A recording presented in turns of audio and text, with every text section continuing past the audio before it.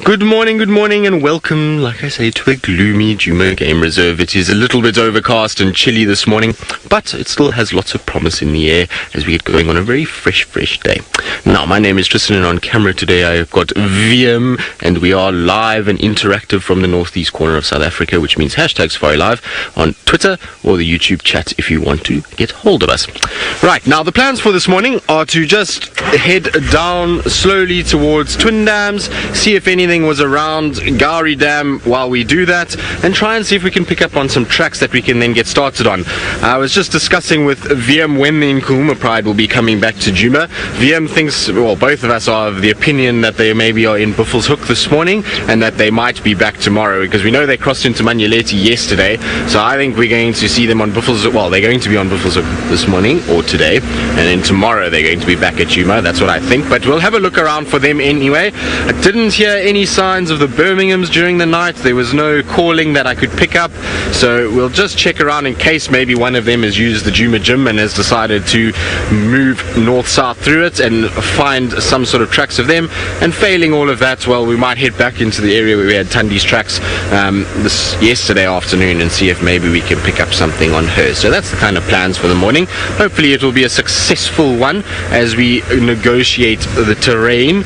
But before we do any of that, I thought, well, it would be nice just to show all of you Gowrie Dam. I know lots of you have been asking, and I know the dam cam is working again and you can see it, but we might as well just stop and have a little look while we're here and see if there isn't anything lurking around the dam itself.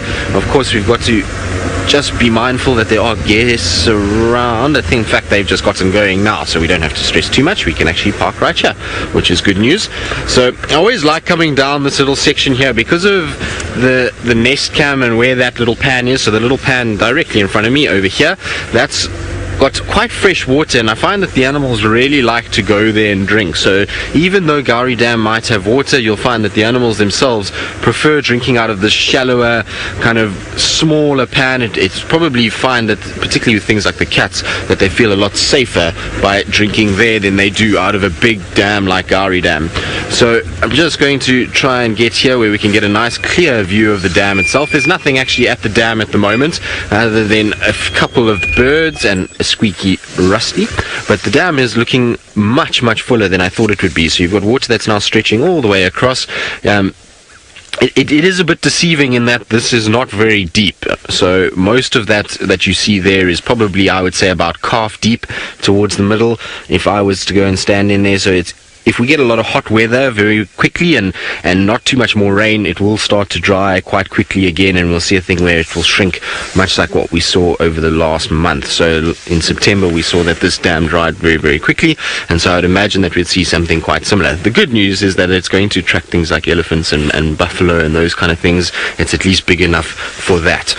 Now I was hoping also to find some sort of sign of any sort of birds that were maybe coming down to drink, but alas, there are no saddle-billed storks or herons or even lapwings. Funnily enough, I thought we would find some of them as well, but seems as though it's all quite quiet at Gowrie Dam. So we're going to putter our way down towards Twin Dams and look very carefully for any signs of tracks. And while we do that, my good friend Brent Leo Smith is up and awake, and I'm sure full of antics and beans this morning. So let's go across to him so you can say good morning.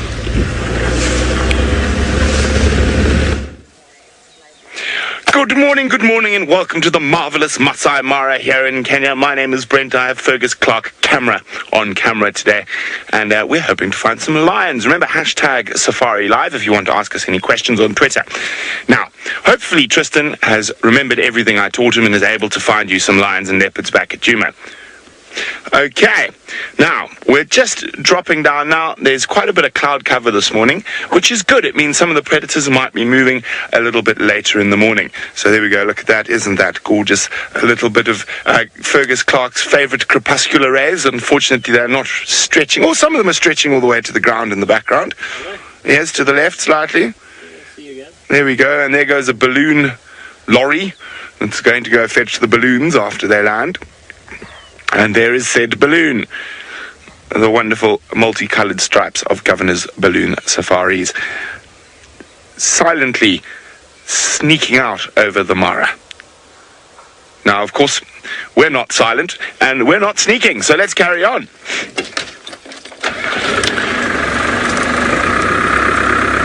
Okay, so what I'm hoping to find is one of the two sausage prides, the little sausages or the big sausages.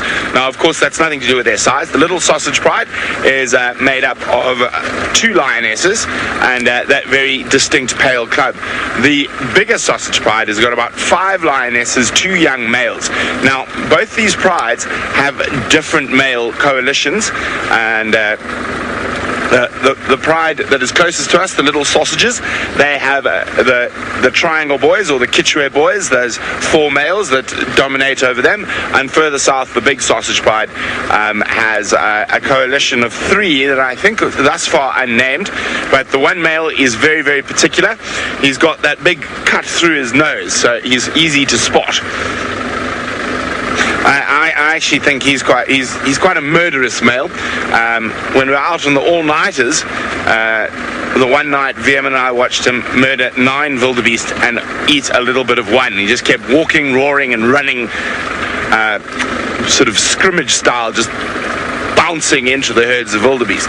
And we've also, Jamie's seen him give a young male a good hiding. I've actually used to seen him chasing other male lions. So he's got that scar in his nose from being quite aggressive around the other lions. Now, of course, while we're looking for the sausages, I'm always holding hope to find the female cheetah with 4 cubs. As I say, I think she's moved her den further south down the escarpment. Unfortunately, that is in one of the areas where we are working on getting signal and comms, and hopefully before the end of the year that we will have signal and comms in that area. And that's also where her sister has 2 cubs. She had 4 cubs. She's now down to 2 cubs. So both the daughters of Kakenya, which is one of the oldest females in the triangle, have both got cubs of their own at the moment. Now, we are going to send you flying thousands of kilometers in a split second back to Djuma with Tristan, who's found a hyena. But Tristan, it's not a leopard. Yeah.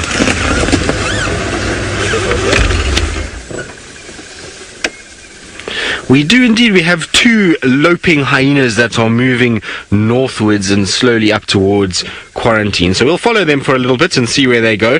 This is the one that's at the back, and you can see they're on a serious mission. They're not stopping for very much, and they're moving quite fast. The one in front has got a bit of a limp on it at the moment and is walking very quickly. I don't know where they've come from or where they're going, but, well, let's investigate and see where they go. We'll try to follow them for a little bit just to see where they head to. Maybe they're going to go back towards the den site, but it doesn't look like Gwen or Ribbon, either of them. I might be wrong, but let's try and have a look. I know there's a lot of you that are very good with your hyena IDs, and so hopefully you'll be able to ID these for us. I know that Byron yesterday had a great sighting of Comet, and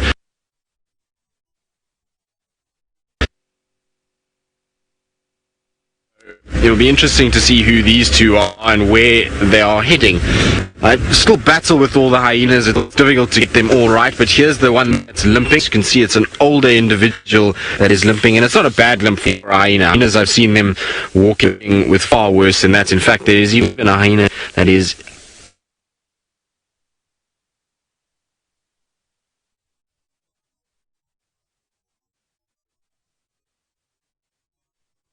find some gremlins. Fortunately, Fergus managed to keep quiet before we went live. It's okay, we'll let Fergus talk every now and then. And as I said, our plan is to head south. That wasn't permission to talk, Fergus. So we're still working on our new roof design, so I do apologize for the drum kit that is going on above us. Wait, if I go at the right speed, there we go. Fergus is going to bring his ukulele next time and play along to the harmonies of the bumps of our roof, but hopefully we should have that all sorted this afternoon. So it is a work in progress, and Scott Dyson, the big cat himself, has been working really, really hard to get that all sorted. Now, since there are only two of us out this morning till James has finished being quiet. Imagine that James Henry's got to be quiet for an hour. I think it's priceless. So we'll know how much he likes the sound of his own voice. Now, carrying on, since we're going to be two of us and we're going to be meandering slowly, seeing what we can find, the last time, one of the last mornings I was out, we played a game about the game parks of Africa. Now, I didn't get a chance to finish that off, and I wanted to ask you about a game park. So if those of you who didn't play the game before, I'll either give you a country and you've got to tell me the largest or smallest, whatever I specify, national park or game park in that country, or I give you the name of a park and you have to tell me what country it's in. So I'm going to give you the name of a national park and you've got to tell me which country it is. Don't use Google, it's cheating. And remember, if you know the answers, hashtag Safari Live is the way to get them to me. So, Nichisa National Park, where is it? There's one, hashtag Safari Live, to tell me where Nichisa National Park is. Now, once you tell me where it is, I'll tell you some very interesting things about it.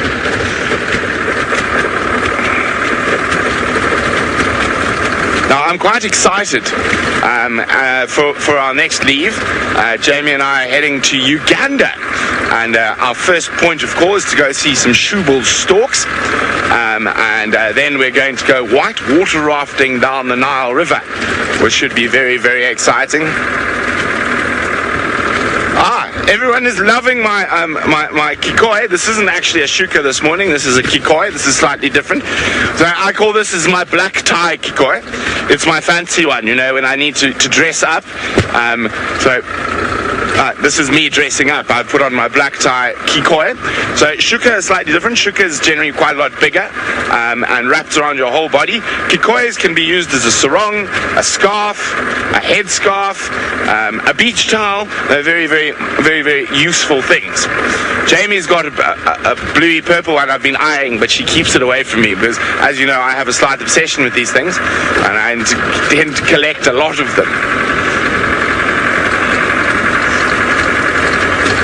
Okay, I always like to stop in this area at this time of the morning and have a quick look for one of my most favorite animals that can be a bit grumpy, but the Mara versions seem to be very relaxed, and I haven't seen an untoward black rhino yet. But so far, I'm not seeing any this morning, so make sure we're not causing a traffic jam. So at this time of the day, quite often the black rhino, and maybe there is a black rhino there. No, fortunately not. The black rhino are moving back towards the forested areas where they tend to spend the day. During the night, they'll quite often be out feeding in these more open areas. Now, they're mostly feeding off woolly caper bushes and small acacias and balanites that grow up through the grasses. So they keep the Mara open as well, and they love the bushes, particularly in this area, and that's why I decided to have a quick squiz.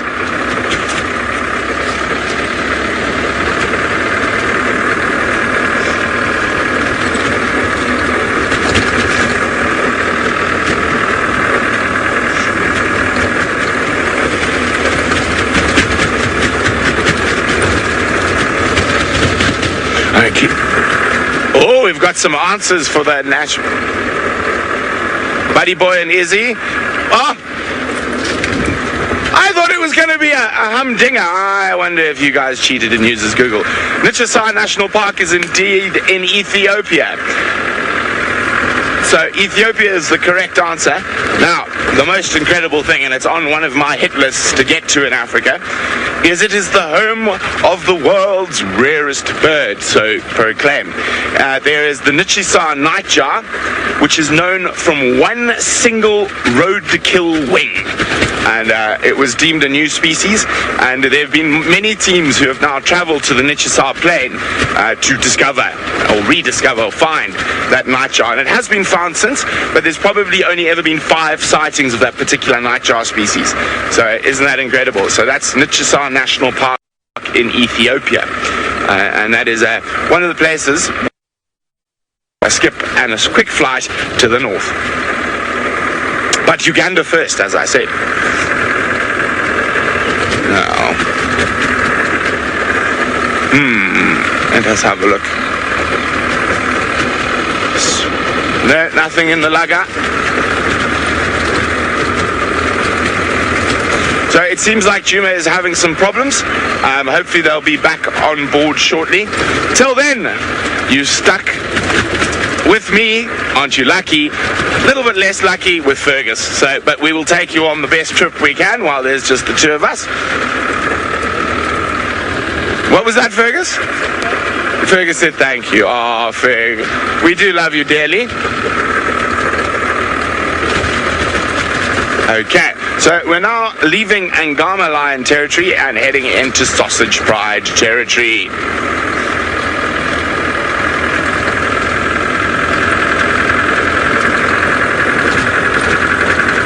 Now, the other morning we had an absolutely fantastic sighting of one of the triangle boys up on this little hill here. Now, Anna Marie says she wants to see cheetah cubs so badly. They are just too cute for words with their little straw backs. So the back of a cheetah is almost white, whitey yellow when they're young, and that is to mimic the grass. So because they have such a high mortality rate, in the Mara about 80% of cubs are killed by various different things. That is a little adaptation to help camouflage them. Now, the biggest killer of cheetah cubs is almost always lions, and in the Mara, apparently buffalo kill quite a few cheetah cubs by stamping them to death when they find the deads.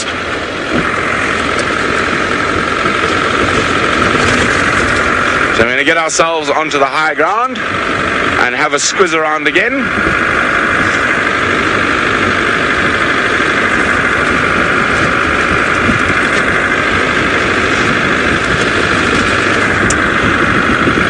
Okay, what have we got? What have we got? Ah, Hawkeye! Hawkeye, I apologize profusely. I refer to a lugger a lot, and I should explain what a lugger is. Well, of course, Hawkeye, it's a donga. No, I'm only joking. It is a donga, but that is another very African term. So donga is a South African term for a dry river system, but generally with very steep sides, that is only really flowing when the rain is there. So a drainage line, a stream, but it's not always flowing, or a lugger is the Swahili word for that same thing. Okay, so this is where the small sausages are often hanging about. Let's have a quick look. Where's a hyena? See the hyena, Fergus? Directly opposite me in the grass. So from the bones, keep going. And slightly to the right, you should pick him a little bit more to the right. There's a hyena. Two hyenas. Oh, let's get a bit closer. It looks like they're feeding off... Oh, excuse me! Or chewing on the bones of the buffalo that was killed by the sausage pride and the males. So there's a road that leads right up to that spot, so let's go a bit closer. Ali would like to know, what is my favorite animal? Oh, Ali, I've got lots of favorites, but number one, tip-top king of the pops is the African wild dog. They are, for me, an absolutely fascinating animal, and they tend to be a bit hyperactive, like me, so that's probably why I like them so much. There's no sign of the lions just yet, so let's head towards the hyenas.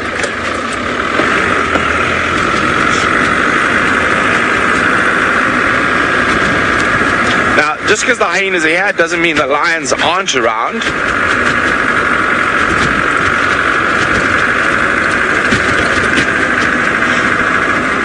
We've got, I think, 3 or 4 hyenas here.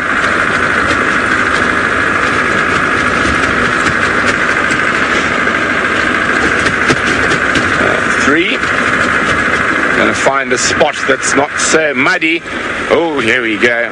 Some of these areas are still muddy, even though we've had a full day of sunshine and no rain last night.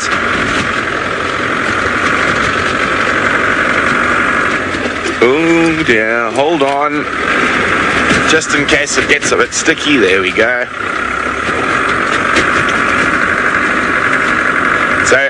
hyenas are able to extract nutrition out of our bones and stuff that a lot of other animals wouldn't be able to, and that's what's happening here. So this carcass has been abandoned by the lions for quite some time, probably 4 or 5 days already, but the hyenas are still chewing on little bits of gristle and bone and tendons, anything that's left. Now the hyenas, with that incredibly powerful jaw of theirs, will be able to crack open some of the larger bones that not even a male lion is going to be able to crack open and extract what would be probably quite putrid bone marrow by now. But if you're a hyena, you don't mind something that smells worse than you do if you're eating it.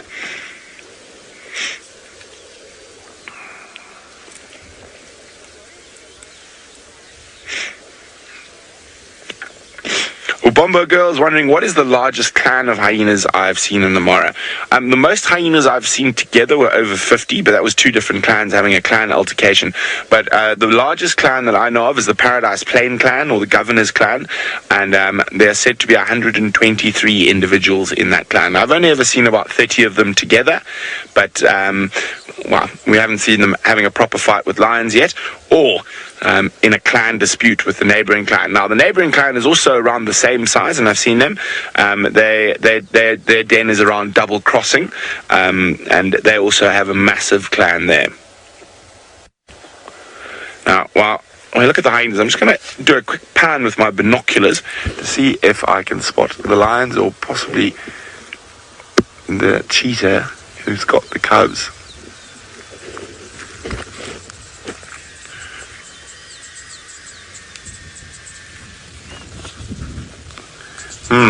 Unfortunately, nothing just yet.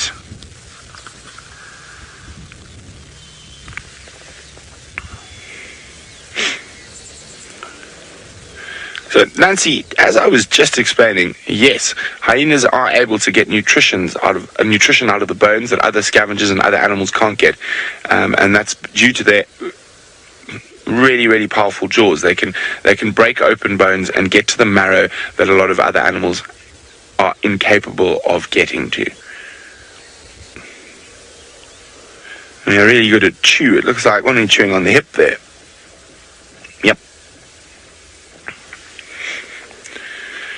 Now, as we go further into the year and the migration is further and further away, although they're still on the other side of the river, we are looking like we're going to get some oh, there we go. It's actually chewing on the shin. We're going to get I think we're going to get a lot more interactions between lion and hyenas as pressure for food becomes more. And so no wildebeest. The fact that these hyenas are still chewing on this carcass means that it hasn't been great hunting for the last couple of days.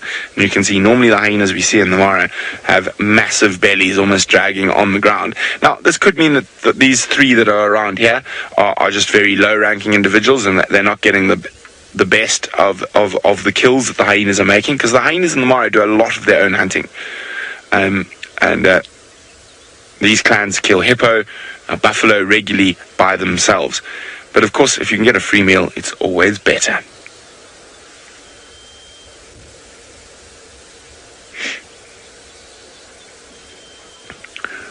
Michael's wondering, what age will hyenas have full strength in their jaws to fully be able to crush bones? I'd say probably at around 2 years old, 2 to 2.5 years old, and once they've finished their juvenile period and they are full adults. Well, okay, low hyenas, you keep chewing your rotting manky buffalo, and I'm going to go keep looking for a kitty cat.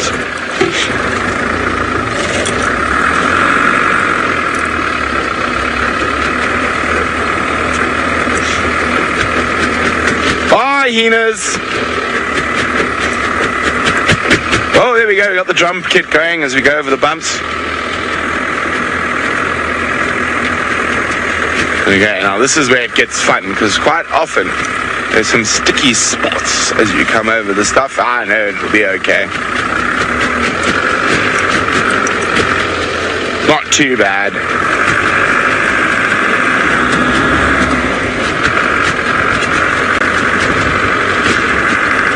Well, I think if we get no luck in this area, we'll head further to the south and to the east along the Mara River. You never know what might be happening down there.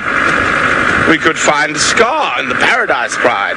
But let's stick to our initial plan for the small sausages and the big sausages and the cheetah. Oh, here we go, fun times. Let's see if we can spray Fergus with mud.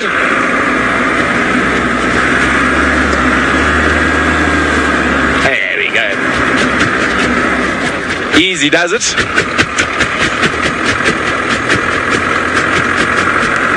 Oh, here we go, in a slip again. Hold on. Whee! Look, Bob, no hands. So there's a nice rut that we're driving down.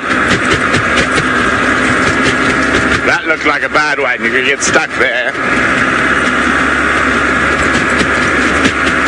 Oh, wouldn't that be funny? Djuma's broken, James is being quiet, and we get stuck in the mud.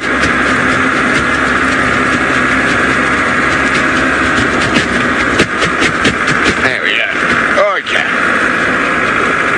Oh, slow down again. So Jamie and Taylor are busy making a marshmallow pin, and I don't know if you guys remember, a long time ago I referred to the Marshmallow Club. Now the Marshmallow Club is for the person who gets stuck, and it is a rotating crown. At the moment, Jamie is the queen of the Marshmallow Club, as she is the last person to have got really stuck in the mud.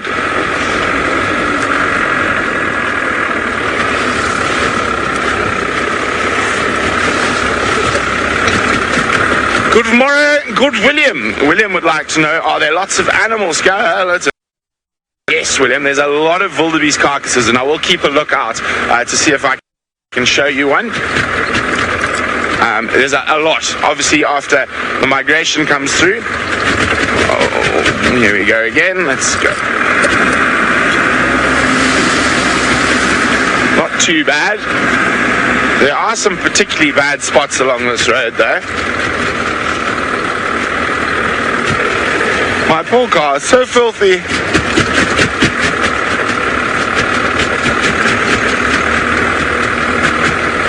So as we move into this area, we start really checking. Oh, there we go. William was asking. There's a retired wildebeest. So you don't have to travel too far before seeing the skeleton. Oh, let's try something interesting today. Let's see how many we can count. So there's number one. As we head along this area, and the wildebeest were in this area for quite a while, so there could be more. There's going to be a few, I think. So there you go, there's our first wildebeest, or remains of wildebeest. That's the pelvis. Okay, you can still see there's a bit of sinew and stuff that hasn't been eaten. So the predators in this situation have so much food that they often abandon carcasses. You can actually find wildebeest with almost all their skin on, that just because the lions and hyenas have been so full and fat, they haven't even eaten it, and the vultures as well.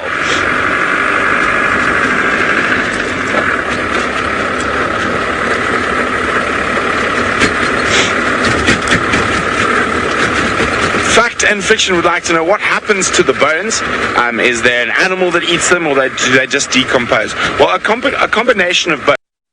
So they slowly break down, especially under the wear and tear of the elements, sun and water in particular, and wind. But there are quite a few different animals that will chew on those bones. Let me see if I'll keep a lookout, see if I can find one that's got the marks. Oh! There we go. Here's one for the twitches. Now, it is not the smallest testicular species we get yet. Oh, there we go, Fergus. Well done. That is not the pectoral patch testicular. It is a bigger testicular species. And let's see if anyone knows which one this is. Hashtag Safari Live if you know which testicular this is.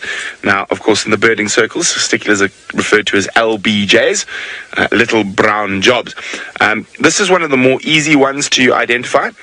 A lot of them, you really have to listen to their call to figure out who they are. Okay, bye-bye testicular cola. Let us carry on talking about bones. Now, So a lot of the rodent species, porcupine in particular, and all your gerbils and tiny fat mice and all those things you find out in the grasslands here, will eat bone. And porcupines in particular, because they need that extra calcium to strengthen their quills. And rodents for their teeth. Giraffe, impala, topi will all chew on bones if they feel they have a lack of calcium. But again, it's mostly where from the elements that breaks down the bones eventually. What has Fergus seen? Termites. So yes, we have some termites that have been very busy after the rain. Now, there's some. Is that too close? Are you good? I want to show you a quick trick here. Now, if I take my binoculars, I'm going to just jump out there very quickly. So if you have a look quickly here, sorry, Ferg, at my binocular lens, you can see it's nice and clean. Well, it's a bit dusty, give it a wash. But you can see it's nice and clean. But now if I hang it and I put it directly over the termite mound,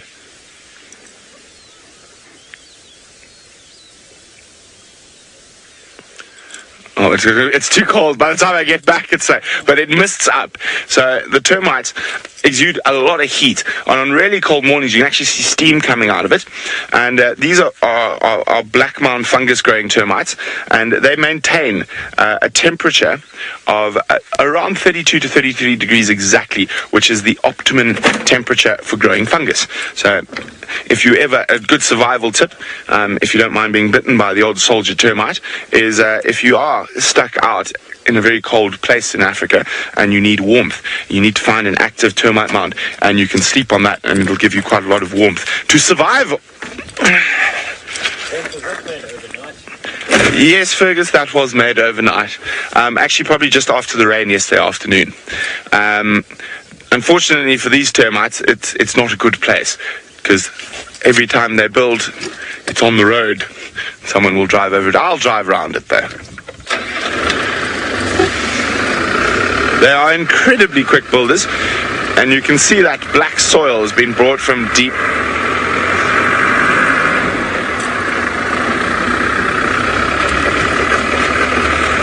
Good morning, Lady Starfire. Lady Starfire would like to know, have I seen many snakes, and which so, and which are most prevalent in the Mara? Well, I actually haven't seen that many snakes. I've seen a few. In these grass-veld areas like this, the most prevalent of the venomous snakes are puff adders. Quite a lot of puff adders here. I've seen a couple of them out at night. What other snakes have I seen? I've seen some grass snakes. I've seen a green water snake along the Mara River. But up around our camp, which is next to Angama, which is over there, you can see we've got these patches of forest.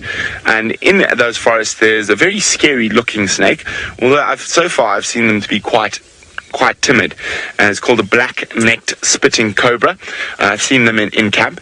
Now, you get different color morphs. Is that a waterfall you found, Fergus? It's a pile of rocks. Yes, okay. When the water flows, it is a waterfall. So, hang on. All right, binoculars. There's a lion termite mound. I found them to be quite timid, but they're very scary looking. So you get different color morphs of a lot of snakes, and the black-necked spitting cobra can sort of be gunmetal gray with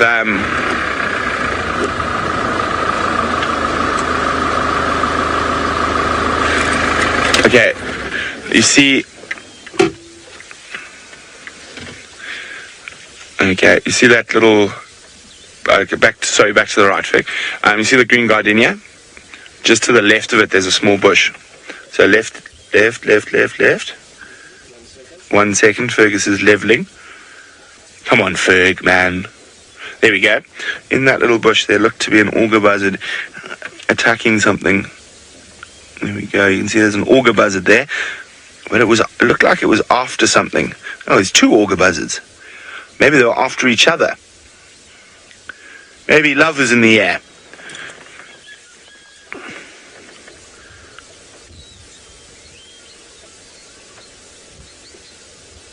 Well, a road should loop us around a little bit closer. Well, I'll keep an eye, see if they get up to any mischief while we move. Now, oh yes, we're talking about the color variations in snakes. So this particular race of black-necked spitting cobra we get in the forests along the escarpment here is jet black, like midnight black, their whole bodies. They don't actually have stripes or anything like that. Other parts of Kenya, there'll be a different color variation of those cobras. Now, I heard James Richard and Fuzzman Sparkles, indeed you are spot on. It was a little stout testicular.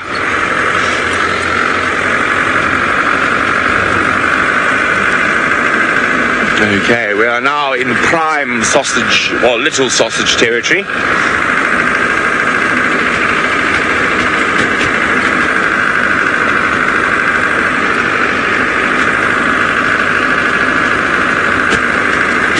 So, just a quick update for everyone.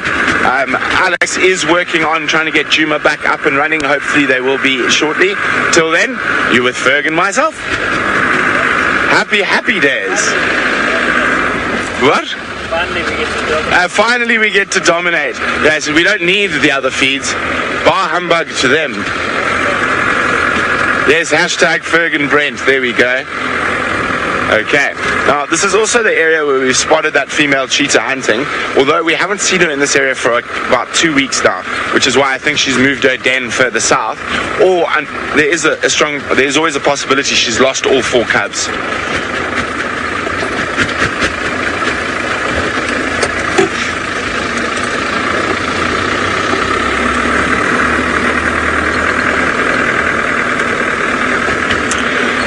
Unisonic's wondering, do the big cats ever go up onto the top of the escarpment to hunt? Indeed they do. Cheetah often will hunt oribi high up on the escarpment, sort of in that range over there. Now, we've had a leopard right on top in our camp, and I have seen lions, well, the sausage tree pride, right, also up in that same very high area. Oh, it's flowing. Here we go. This is no longer a lugger, it's a stream.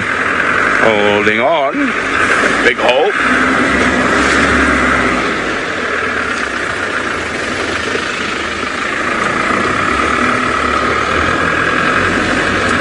Oh, you spot them, Ferg. There's a few of them. We now have one of the most voracious predators of the small aquatic waterways of the Mara. A little bit up to the top corner, there's a couple there. There we go. Now, they are incredibly ferocious little predators. It is, of course, a terrapin.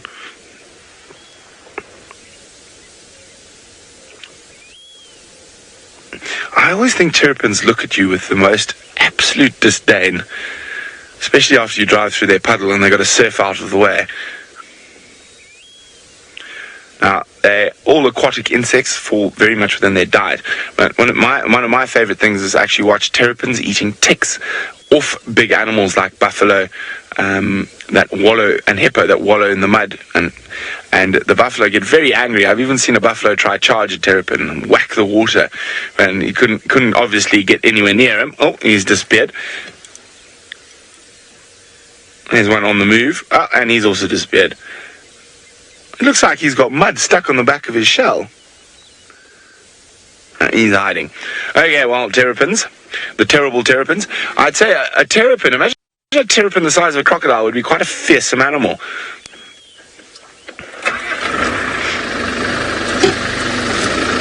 Now, one of the other reasons I really like this area we're in now, although the weather isn't quite too great for birding, but we have seen some really cool birds up here, like cardinal quelias and well, all the Jackson's widow birds are all brown and drab at the moment, but they will be coming back into breeding colors next year.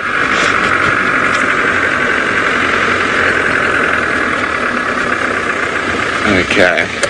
So we do have good news. You will not only be stuck with hashtag Ferg and Brent for that much longer. Apparently James is nearly finished being quiet. My goodness, he's probably going to talk a mile a minute for the rest of the show.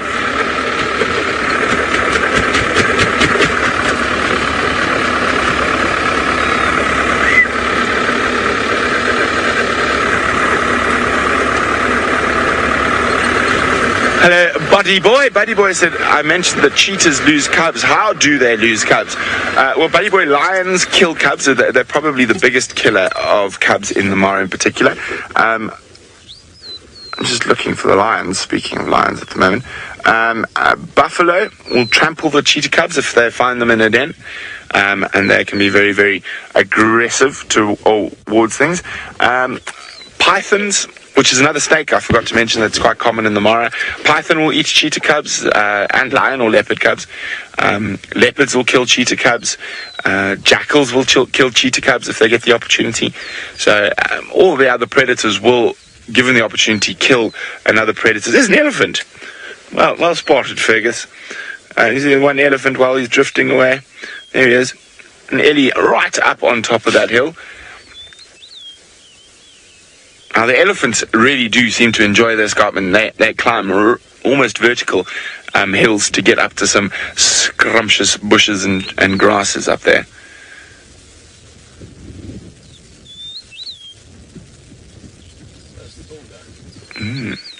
He's having a snooze. Elephants don't move or don't sleep that much, and when they do sleep, it's generally for very short sort of periods. And quite often, when elephants are sitting still like that, they actually are communicating.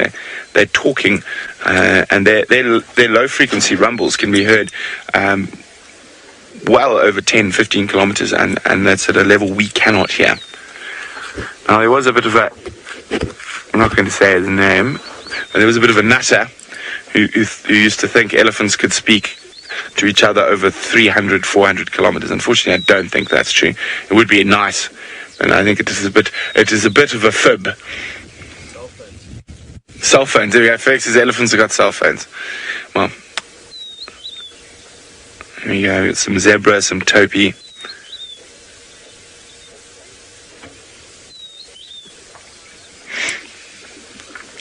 Okay, well, let's move on. Lil's Candy would like to know how long it took me to learn the landscape of the Mara. The Mara is actually, from a landscape point of view, relatively easy to learn. Specific places take a while, but the Mara is relatively easy. You've got the Olololo escarpment, especially if you're in the triangle. You can't really miss that. And then if you go further enough that way, you hit the Mara River. So on the other side, it can be more difficult. I mean, I have got slightly confused at times. And quite often when we're working in an area without cell phone signal, we have to go old school. Did I forget my old school device? No, I did not. And especially when there's no stars, it can be quite tricky.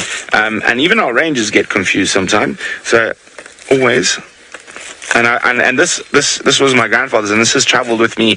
I used to use it in the rainforests of Gabon at night time in the southern Selous in Tanzania. But here we go. Go old school with a compass to figure out where you are. So if you're on the other side of the river, if you head west, you will eventually hit the Mara River. If you're on this side of the river, head east, you'll eventually hit the Mara River. If you head west, you'll hit a massive mountain that you can't drive up. So there we go. So quite a nice little trick to have. I always keep my compass with me. You never know when you might need it. Also, mirror, you can start a fire with. Very useful. Fergus says it's for me looking at my eyebrows. Yes. How does the compass work?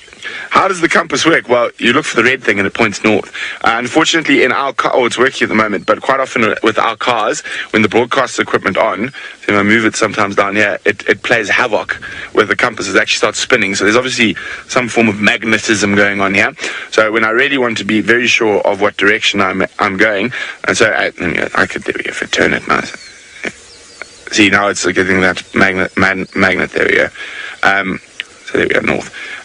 So I actually get out of the car, take a couple of meters steps away from the car if I really want to make sure that I am going the right way. And that has happened, especially in those valleys around the Ronkai. And when there's no stars, it can become very difficult to navigate. And you get turned around quite easily.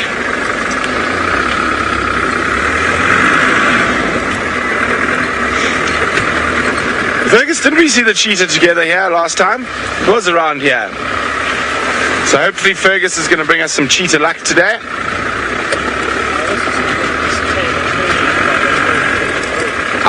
So Fergus said he also saw it with Taylor McCurdy, so maybe...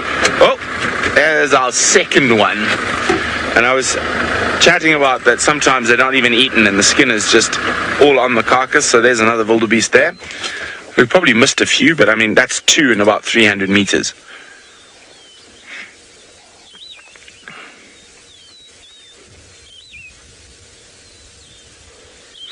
Okay, moving away from manky carcass. Hi, Slade. Slade would like to know, how often do herbivores kill the cubs of a predator? Is it a common occurrence? It's not a common occurrence. It's more common for another carnivore to kill the cubs of a predator. But the animals that do are elephant, buffalo, and hippopotamus. We have a sooty chat by the looks of things sitting over there somewhere there. So this is a very good little birding spot. I think we've got a few little birds here. Oh, up a bit. There's a black. There we go. Back to the right. No, there we go. The black. There we go. That is it a male or a female? It is a male. Got little white spots. And we go sooty chat. And Ferg, if we just drift a little bit to the left of the sooty, basically just over the road where the road is. You come out a bit. Where's the road gone? There we go. Is it still there? It is. So just zoom there. I think it's there. There it is. There we go. Hello, little bee eaters. They are definitely one of my favorites. They are so pretty.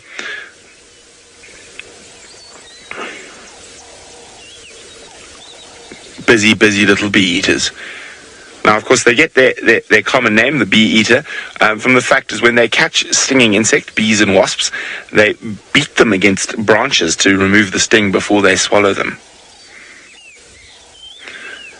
And they definitely eat more other insects than bees. Oh, we've got a little bird party going on here. I just want to get a little bit closer to all of them.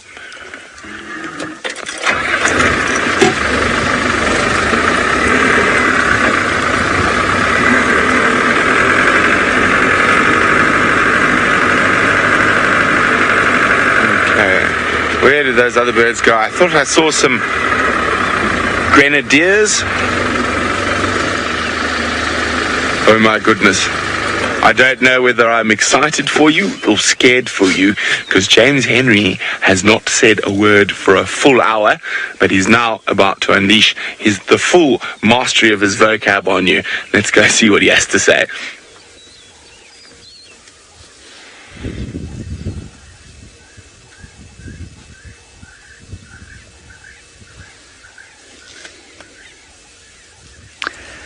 I'm remaining in my meditative, silent mode this morning. Good morning. How are you? God, Craig is on camera today. That's his thumb. Hashtag Safari Live is how you talk to us on Twitter. Or you can talk to us on the YouTube channel broadcast. Wonderful. There are over there some lions of the Angama pride. They are so far away that they are barely visible even to the technology at our disposal today.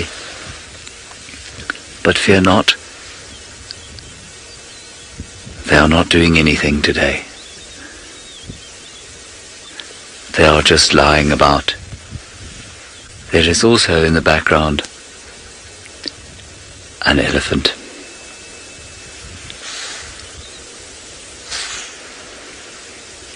Alright, that's enough of that. So we have just done a 1-hour silent safari. It was, to my mind, a difficult thing to do, to shut up when I wanted to say to Batman, there the lions. More accurately, Batman spotted the lions, and I couldn't see them, and he was trying desperately to film them. And unfortunately, he couldn't say, they're over there, you great idiot, because that's what he would normally have said. He just had to sort of point with his eyes, because he couldn't take his hands off the camera. Oh, it was awkward. Anyway, there is the Angama Pride. I'm not sure what they've achieved in the night. Doesn't look like very much. But we cannot get in there. They are in the middle of a block, and we're not allowed to drive off-road in this particular area. Oh, and there are the cubs. A couple of pixels of movement there. Those are the cubs. And the reason we can't go off-road here is it's a very high-use zone.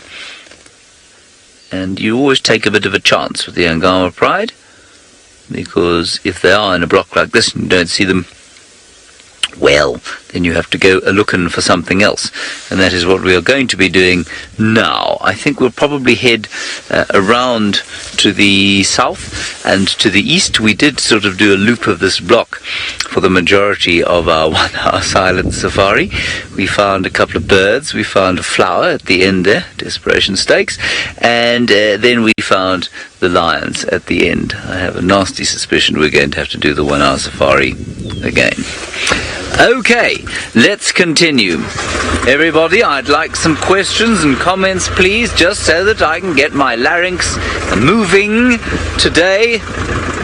Unlike Leo Smith, I have not been jabbering away since 6:30. It's been a very trying time, especially for Batman, because, you know, Batman, who is on camera, is, well, he's a very vociferous fellow, and he likes to talk all the time. Don't you, Batman? You see, you can hear him now, waffling away. He's very excited that we can speak again. We came out slightly early in an attempt to get the sunset, but I'm afraid we didn't manage to get it because of the clouds. Ali, you're wondering how old I think the Angama lionesses are. Is that right? I'm just going to turn up Faith, who's directing today. Oh, Scarface the Lion. Remember, his name is Scarface, not Scar. Scar was a character in The Lion King. He was the baddie, played brilliantly by Jeremy Irons, of course. This chap's name is Scarface. And Scarface is, I think, about 11 years old at this stage. He's not a youngster anymore. He might even be 12. I would say that he's into the twilight of his career as a dominant male lion of this area. He and his 3 coalition members, who are probably either brothers or cousins, I'm not sure, are, I would say, heading towards the end of their tenure. Have you seen a warthog? You're not sure what you've seen? Oh, well. Let's have a look then, shall we? Maybe it's something other than a warthog. I can certainly see a warthog. And some buffalo and some elephants. Did you see anything other than what we can see there? Batters? No. Okay, good. Well, let me just help you there. The warthog, you can see, looks like a pig. There we are. That's him. Got little long teeth out the side of the mouth, which we call tusks or tushes, depending on whether we're top or bottom. That one, of course, is missing half of his tail. I'm not sure why that should be the case. He ticks. He's coming to show himself to you. In fact, this thing looks like it's been through a combine harvester. It's lost its tail. It's also lost half of its left ear. Good. A wonderful-looking fellow is coming to demonstrate himself to us. Well, another wonderful-looking fellow, of course, is Mr. Tristan Dix. As I've said before, very fine, fast bowler he once was. He is now at Djuma, obviously, and he has found something that likes to live in the same place that this mangled warthog likes to live in.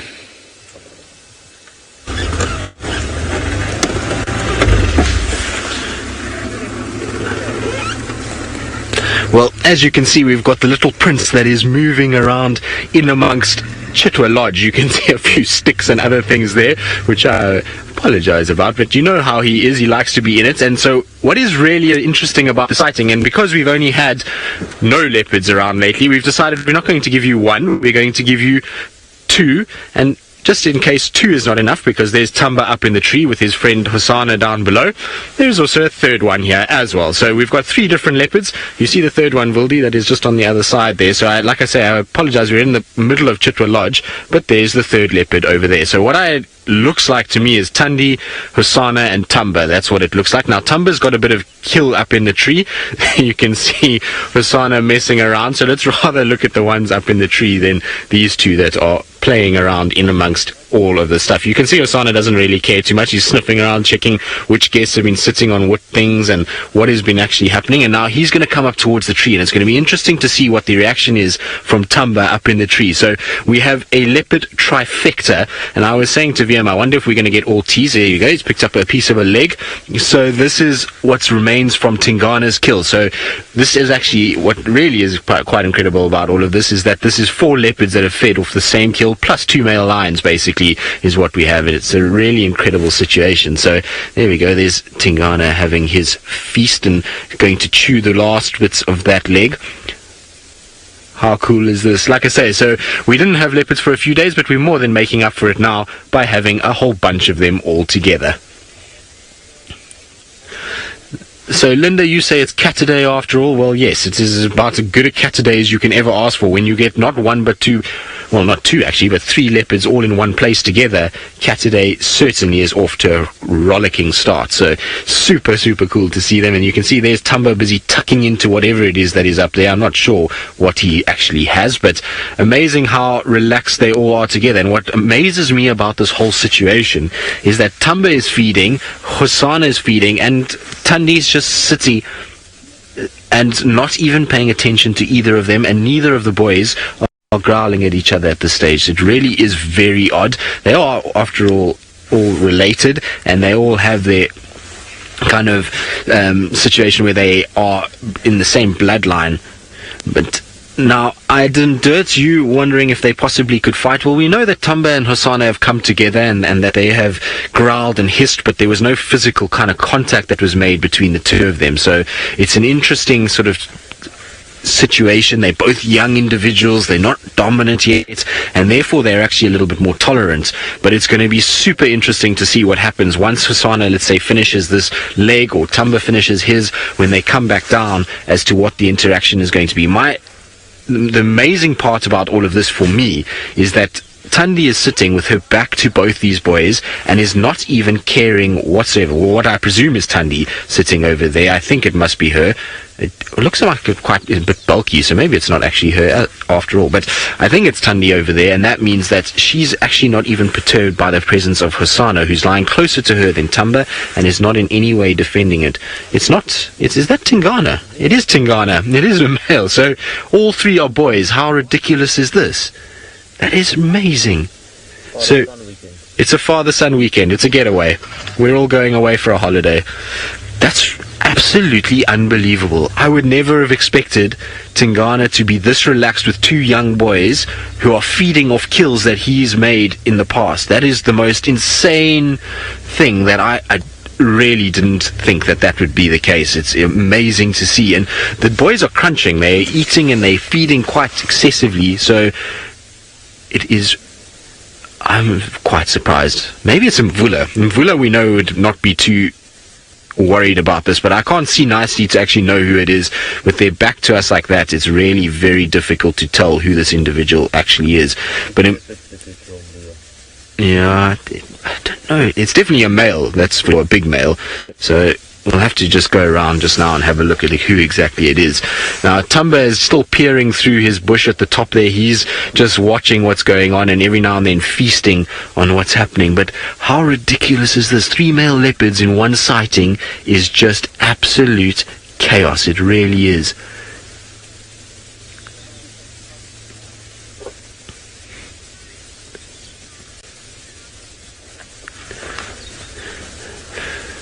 Alaramo, you're asking if Thamba and Hosana are brothers from another mother, or do they have the same mother? So, no. So, Hosana's mother is Karula, who was the mother of Thandi, and Thamba is Thandi's son.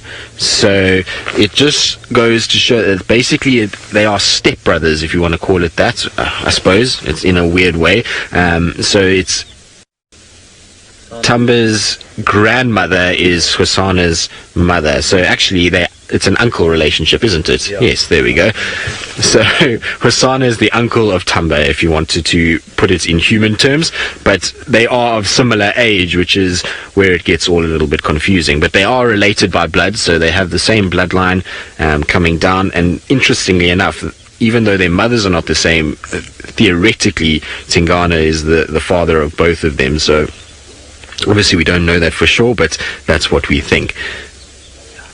This is just absolutely unbelievable. I actually can't believe that we've got 3 different leopards and all of them are boys, and that they are so relaxed with one another. There's not growling, there's not hissing, there's no foaming at the mouth. This is absolutely insane. Now, Anna Marie is saying that it's very interesting that they're all getting along and that there's no aggression between them. It was very weird. I would imagine up front there was a little bit, but what surprises me is that Tamba's the one in the tree with most of the carcass and Hosana's down on the ground. Now, I would have thought Hosana would have dominated Thamba and pushed him out, and in fact what I would have really thought is that the bigger of the males would have actually made sure that he's kind of in charge of what goes on and pushed the 2 young boys off the food, but seems not to be worried. Maybe he's had his full and is now allowing that one to finish, or these 2 young boys to finish off their carcasses. It really is a very, very strange dynamic, this, and not something we're going to see every day. What we're seeing right now is a first for me. I've never seen 3 leopards in close proximity like this, feeding off carcasses, with a big male being the one that allows them to feed and is so relaxed with the 2 younger boys. It's a complete anomaly and not something that we're going to witness very often at all. It really is quite ridiculous. So there we go. It is definitely Tingana. Now that he's turned, I can see it's definitely him. You can see he's kind of looking around. Hosana is a bit nervous of him. You see Hosana stands up as soon as Tingana is around. So Hosana is just looking over his shoulder, although back to the leg we go. And I wonder if Tingana is not going to come and try and chase Hosana off that leg. See, Hosana is just turning to face him.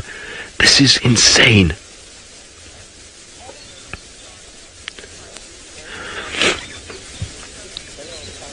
Jay, no, I've never heard of a dominant pair of leopards in the same area that roam around together as a coalition. That I've never seen. I've obviously seen a lot of male leopards come into contact with one another and you follow each other around in terms of trying to define territories, and that sometimes lasts a day or 2, but never a coalition that walks around together for days on end. And what you're seeing here is just absolutely insane. To have 3 males like this together is almost unheard of, and the fact that Tingana is so relaxed with them, Hosana doesn't seem too perturbed, Thamba up in the tree is not too worried.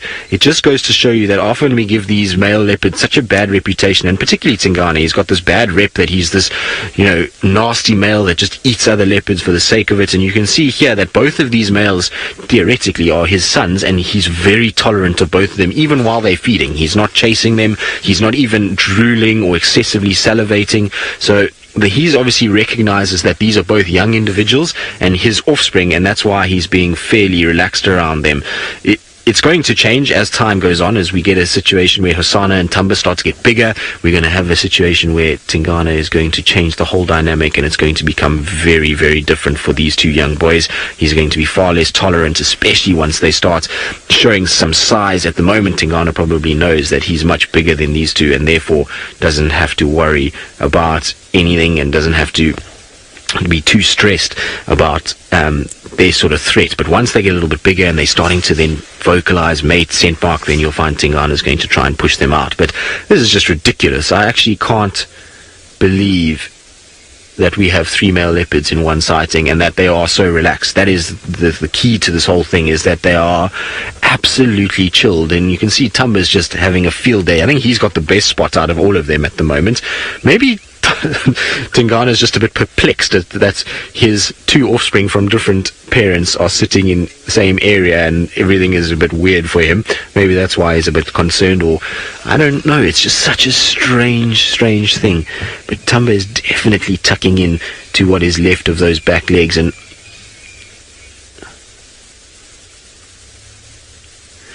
James, you say water sighting, you're in spotty heaven. Well, James, you and me both, and I think VM as well. VM was saying, we were saying it's time for a leopard this morning, and well, you can't ask for more than 3 in one sighting. So we have been absolutely spoilt. And how beautiful is that picture of Thamba just peering through the new marula leaves. absolutely wonderful. So this is as good as it gets, and we are really in spotted heaven. And I wonder, wouldn't it be amazing if Thandi arrived here as well?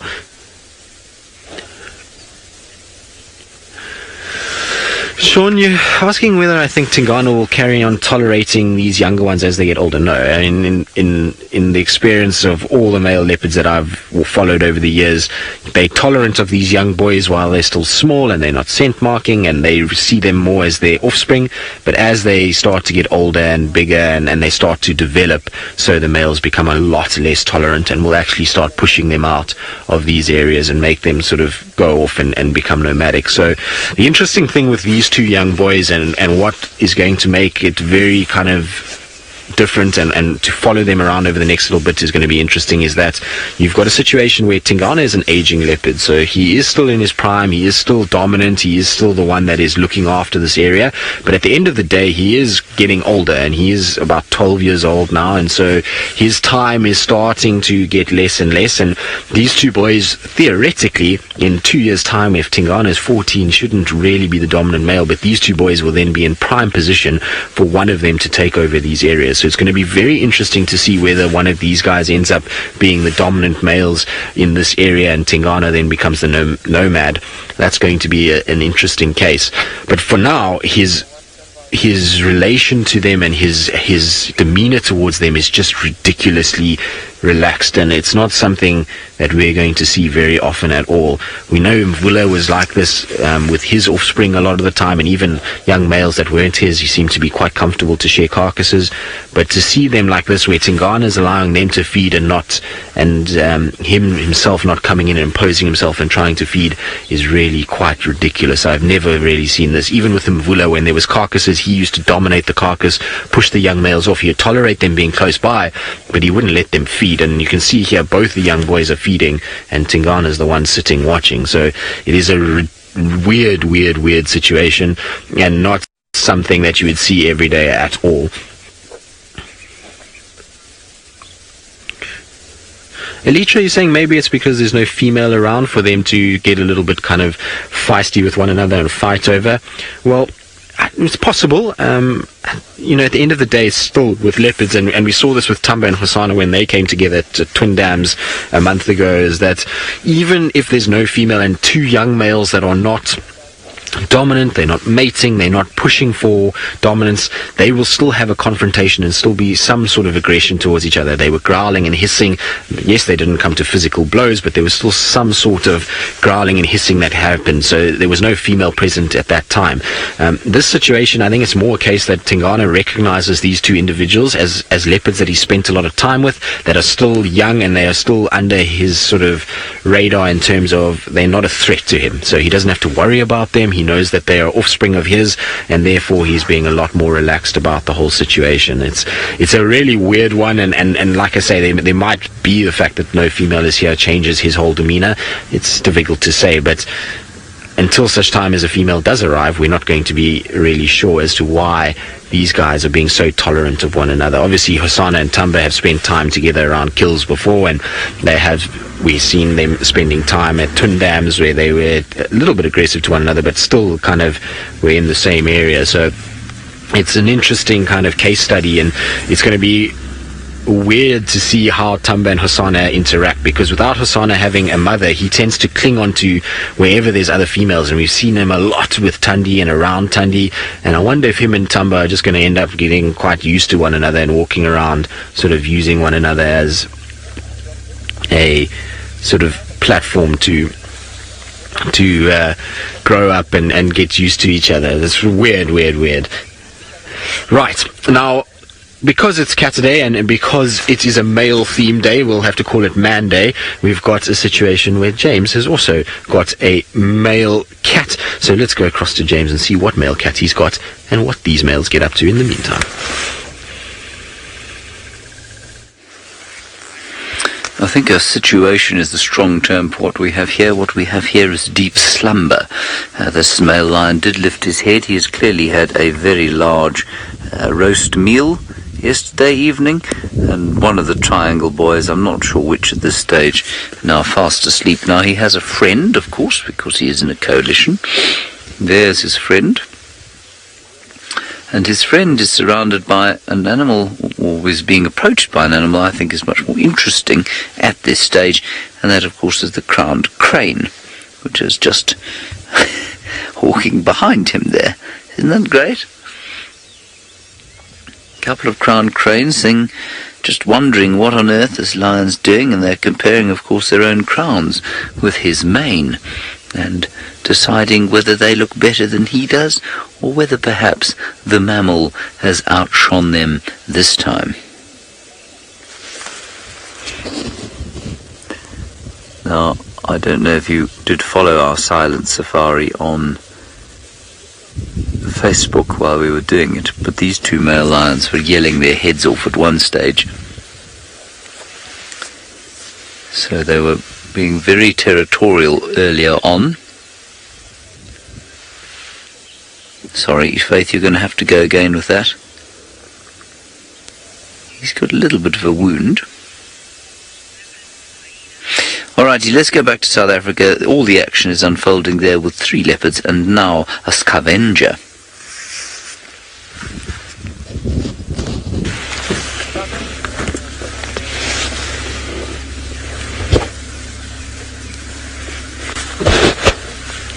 There is a scavenger as well that is slowly making its way towards where Tingana is. So there you can see the hyenas have arrived. There's 2 of them, as well as the 3 leopards. So it's all going a bit chaotic. Now that hyena is going straight to where Hosana had his leg. There we go. And Hosana wouldn't have been able to crunch that down, but a hyena most definitely can.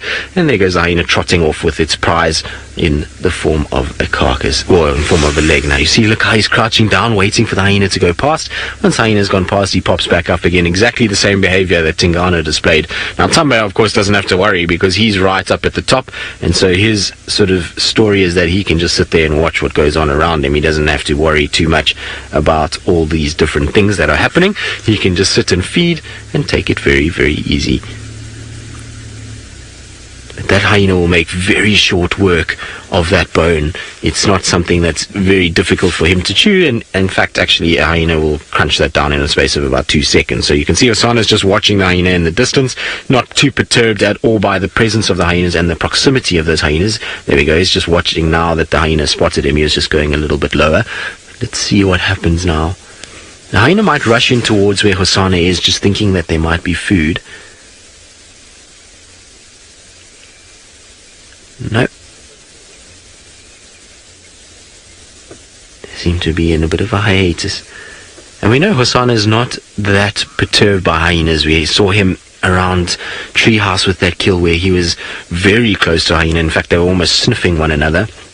And so it's almost like they interest him more than anything else. And he can hear the hyena crunching those bones. And that's probably why he's intrigued. He's maybe thinking there's a bit more food there that he could potentially get from those hyenas. But absolutely insane sighting. This is just ridiculous. There we go. Hosana's just watching now, settling down to watch. So he's obviously happy that Thamba's feeding up there, not too perturbed by the hyena now.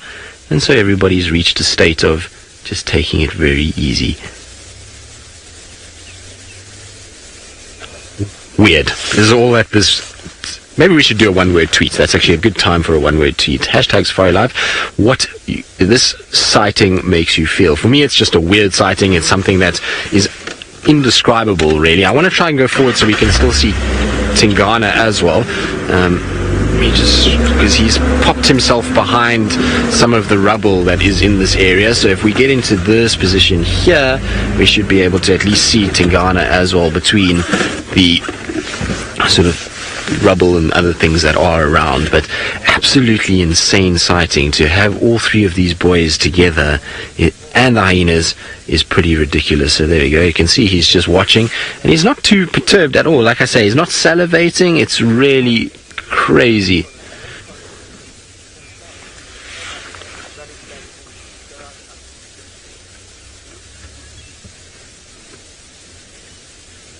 Lidriway, you're asking, do smaller male leopards become nomadic as they get... former alpha leopards become nomadic as they get older.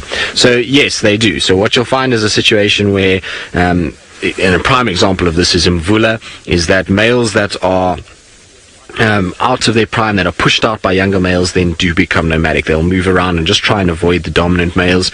And so Mvula is the absolute best at that. He's able to get around and move around without actually pushing anybody else out, and without sort of making a scene and calling a scent marking, and he allows then Tingana and all these other males to move, and if he hears them, he just goes in the opposite direction. So they do become nomadic as they get older, much like a lion. If you look at the Matimba males in the lion world, how they've shifted and moved in their lifetime as bigger and younger males have pushed them out. So it shows you how these males work, and it's the exact same with leopard. As they get pushed around, they then become nomadic. A prime example of a nomadic leopard other than Mvula would be somebody like Kashan. So when I first started in the Sabi Sands, Kashan was a young male that was around the center to eastern parts of Singita, and he then moved into the western sector, and he's now down at Sabi. So he's all over the place, and he's shifted and moved accordingly as bigger dominant males have pushed him, and he's now starting to get a little bit older. So it most definitely does happen like that. But this is just ridiculous. Everywhere you look is just some sort of movement. So Thamba up in the tree, like I said, 2 hyenas that are hanging around on the airstrip. You've got Hosana that is slowly but surely edging his way towards the tree, and it's going to be interesting to see if Hosana actually gets into the tree. And then Tingana, who's just doing his own thing now. He's not even watching the boys at all. So it really is the most weird situation, but so epic. Now I believe there's some one-word tweets. Mac, you say your hashtag, your one-word tweet, should I say, is awesome. It is awesome. It is an incredible sighting to have. To have Tingana awesome. Tingana awesome. Sorry, thanks, Megs. I didn't hear that first part. So I suppose it is. It's just an amazing thing. I think that all 3 of them together makes this just the most crazy sighting, and to see 3 leopards together is such a rare thing, and to have 3 males is just even more incredible.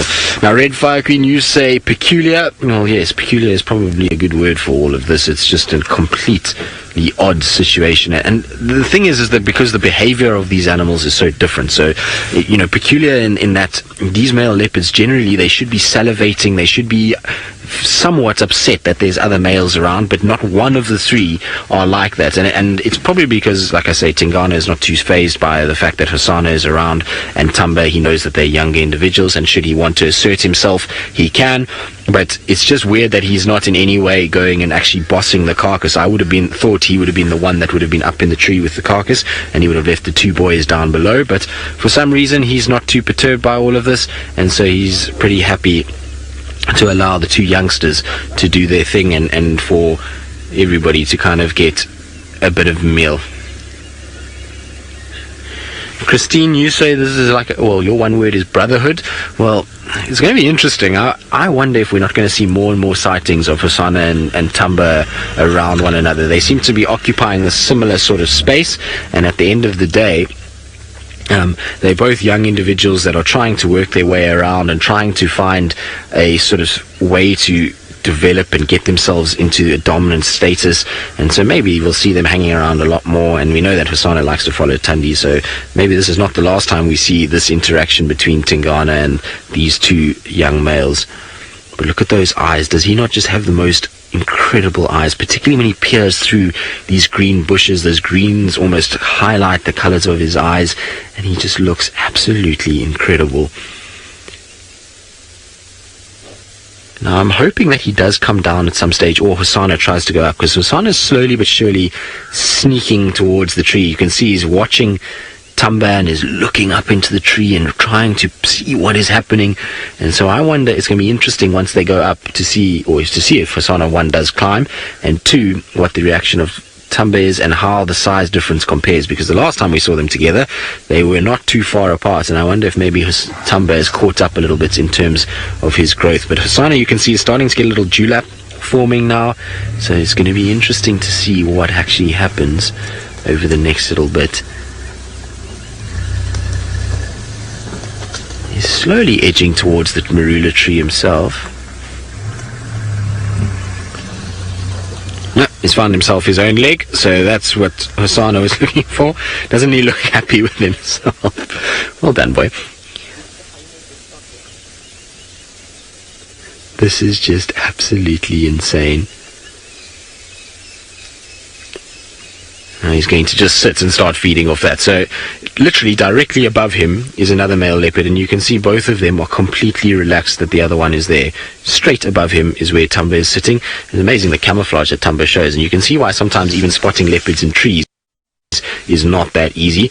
It's quite difficult. From if you were far away, you would really struggle to be able to see that, and you'd be a really sort of battle to pick him up in amongst the vegetation. So it is an amazing sort of camouflage that these guys have got even in that situation. But I can't believe that the two of them are just so relaxed. I would have thought Hosana would have been a bit wary of lying right underneath Thamba the way that he currently is, but he's not concerned at all. He's just crunching away on his leg and is taking it as easy as you could imagine. Super weird. I can honestly say I've never seen this before. I've seen with females and their cubs, and I've seen it with a male and a female, but I have never seen a situation with two young boys like this while a big dominant male looks on, of them feeding in such close proximity, and for a dominant male to look, he's not even looking at them, he's looking the opposite direction completely, so he's not perturbed in any way by these two boys feeding. And I wonder if he's not going to go. He almost looks like he's got something else that he's up to. Maybe there's going to be another leopard that's going to arrive. He's almost looking as though he's spotted something. He's got his nose to the air and sniffing. So it's going to be interesting to see what Tingana's next move is. I was hoping that he would come this direction. Now, the only thing about Hosana that he's got to worry about is with hyenas that have been lurking around, is he's busy crunching on bones down at the bottom. Now, those crunching of bones is going to attract hyenas, and if they come in, he doesn't have too much space. He's going to have to then go up the very same tree that Thamba is in, and whether that's going to cause a disturbance is going to be interesting. So the hyenas are slowly but surely starting to meander their way towards where Hosana is. So I wonder if they're not going to come in. I think that the hyenas, they're also a bit perplexed by this whole situation, and with the presence of a big male like Tingana, maybe that's why they're not being as chauvinistic and bullying as they sometimes are with leopards. You'll normally find a young male leopard like this would be pushed off even a bone of that size, but maybe with Tingana and the presence of the other two, Hosana's getting away with having to feed, or being able to feed on the ground. It really is weird. Even the hyena's behavior is not the norm this morning. Maybe it's the weather that's making everybody go crazy. But I just love that picture where he's just staring through the vegetation and the foliage of this marula. It's about as good as it gets. Now, in terms of food-wise, there won't be any left by this afternoon. I doubt that all three of these individuals will be here this afternoon, given that the weather is overcast and the food item is going to be pretty much finished fairly shortly. Thamba's just finishing up the last leg up that side, and we've got Hosana with the leg here, and we know the hyenas have carried off another leg. So I would imagine this afternoon that these guys might be split up. I would imagine it will be close by, but they will probably be split up and not lying in such close proximity, which is probably what should be happening and not what we're seeing right now. This is pretty ridiculous. Oh, there goes a piece that just landed on his son. So Thamba dropped a piece of skin that you can see Hosana's busy eating, and it landed on him, and he got an absolute fright. He almost jumped out of his skin as it landed on him. And now he's almost looking up as if to say, "Yeah, send some more down my way." This is just absolutely insane. Sometimes the Sabi Sands is just the most crazy place. If you told somebody that you were going to see one leopard, they would be extremely happy, and you told them you were going to see two leopards together, they would be even over the moon and probably not believe you. But to see three, and to see them in like this, is just absolutely insane. And the fact that they are relaxed enough that we can sit and watch them just really is quite phenomenal. It's mind-blowing, actually, that we are able to experience things like this.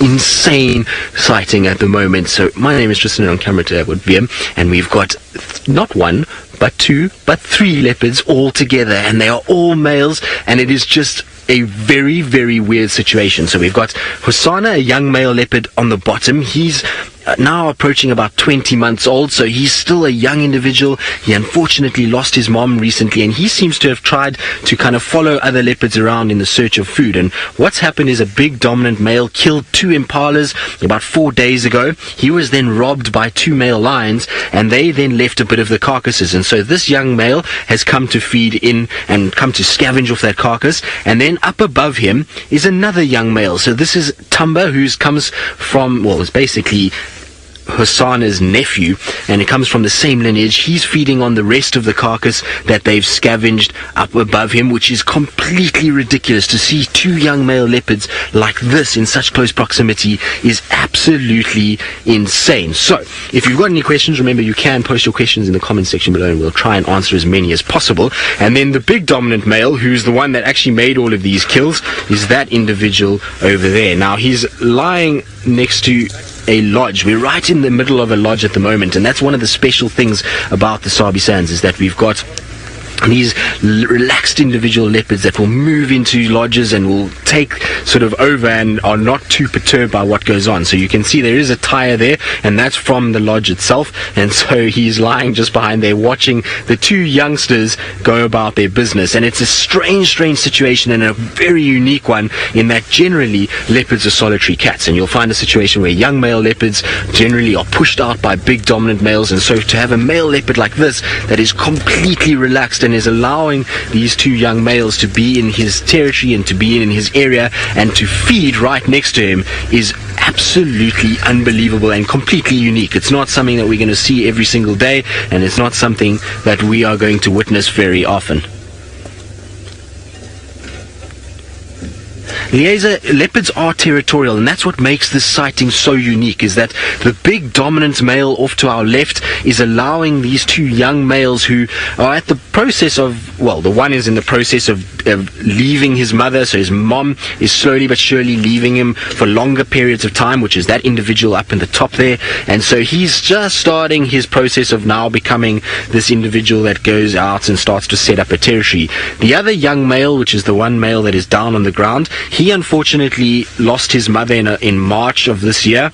We don't know what happened to her. She just disappeared, and he was basically orphaned at about a year old. Since then, he's gone about just trying to make his way in life, and so both of these young individuals are not territorial at the moment, and that's why the big dominant male that's lying off to the side is tolerating them. At the moment, he knows that these are both his offspring, so he mated with both the females that produced these two youngsters, and he knows that they're not really a threat because of their size. They're still small individuals, and so that's why he's not threatened by them at the moment. But it is weird, because generally they are solitary, generally they are territorial, and they should start pushing each other away. Now, Chassis, you're asking if they are related. So yes, this male, as far as we know, has mated with both the mothers of these two younger males, and so it means that basically these are both his offspring. We're not 100% sure, obviously, because females can mate with multiple different males during their estrous cycle, and to determine paternity is sometimes very, very difficult without doing DNA testing. But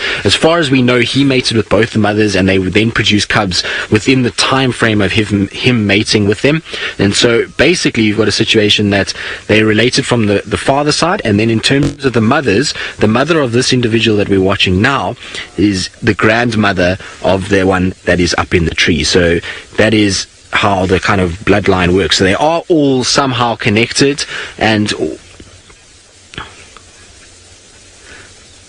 so, Emily, I haven't chatted about what animals they hunt, and we've just been discussing the family dynamics, but basically with these guys is that they will tend to go after small to medium-sized antelope, but they have a very, very, very, very wide array of food items that they like to go after. So you'll find leopards will hunt anything from small insects like termites all the way up to large mammals like baby elephants, baby giraffe. So they have a very broad spectrum, but most of what they hunt here in this particular part of the world is small to medium-sized antelope, and what they're feeding on right now is what's called an impala. Now, an impala is a medium-sized antelope for us. about, it's similar to a deer in the United States or in other parts of the world. That's about the size of what we see them going after mostly. And so there's the leg of that particular antelope, and this will be all that's left. And you can see this particular male is just trying to get comfortable on the branch itself. He's quite a character, this youngster. He's all over the place. So Sadiqa, a leopard's lifespan, it depends if we're looking at males or females. So males tend to have a slightly shorter lifespan because of the rough nature of their life, where they've got to protect territory, they've got to push other males away, they've got to fight for territories. They tend to live for between 12 and 14 years. That's a rough sort of lifespan for a male, whereas the females will often go up towards 16, 17 years of age, because they're not having to deal with as much and patrol as much territory and try and fight and keep their territories from younger males. They tend to not have as many trials and tribulations, and that allows them to then sometimes grow and live a little bit longer.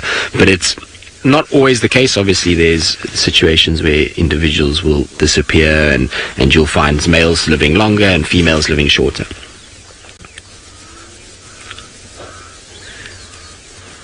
Annie, you're asking if the father leopard would ever share food with the mother of either of these individuals.